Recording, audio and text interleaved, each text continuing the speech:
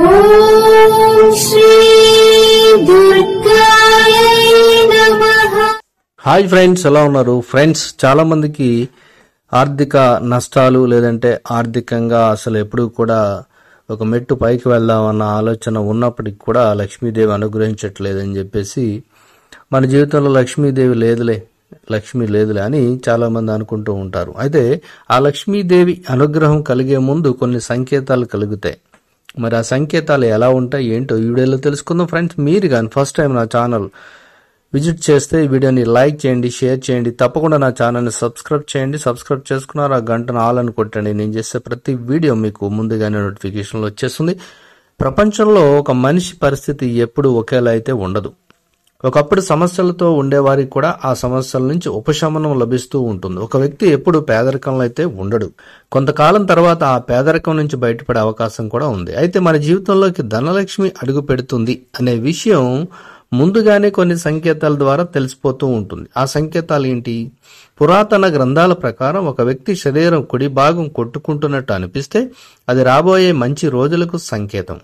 కుడి చెయ్యి క్రిందికి జారినట్లు అనిపించడం, చాలాసార్లు కళ్ళు తిరుగుతూ ఉంటే శుభప్రదంగా చెబుతారు.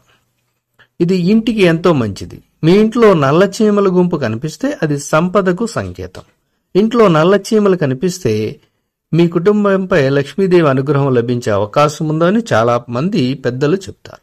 కుడి చేతి అరచేతిలో దురద ఉంటే ఇది కూడా శుభ సూచకం. మీరు త్వరలో ధనవంతులు అవుతున్నారని అర్థం చేసుకోవాలి. మీ ఇంటి ప్రధాన ద్వారం వెలుపల మందార పూల మొక్క పెరుగుతూ ఉంటే మీరు ధనవంతులు అవుతారు. ఇది మీకు మంచి సంకేతం. డబ్బు ఏదో ఒక మూల నుంచి వస్తుందని అర్థం. మీ ఇంట్లో పిల్లి జన్మనివ్వడం కూడా మంచి సంకేతం. మీ ఇంట్లో పిల్లలు ఉంటే అది శుభ సంకేతం.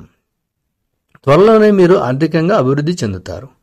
ఇంటి పైకప్పు ఏదైనా విలువైన వస్తువును ఉంచితే విశ్వప్రదంగా పరిగణిస్తారు. శాస్త్రాల ప్రకారం పక్షి మీ ఇంటి పైకప్పుపై నడిస్తే అది ధనవంతులకు అవ్వడానికి సంకేతం.